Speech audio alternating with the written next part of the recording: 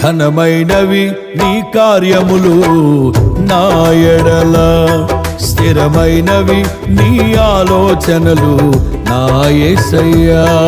ఘనమైనవి నీ కార్యములు నా ఎడల, స్థిరమైనవి నీ ఆలోచనలు నా యేసయ్యా.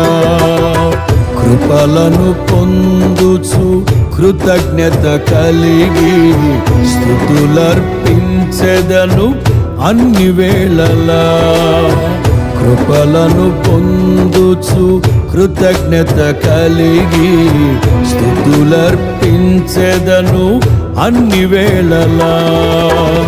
అనుదినము నీ అనుగ్రహమే, ఆయుష్కాలము నీ వరమే.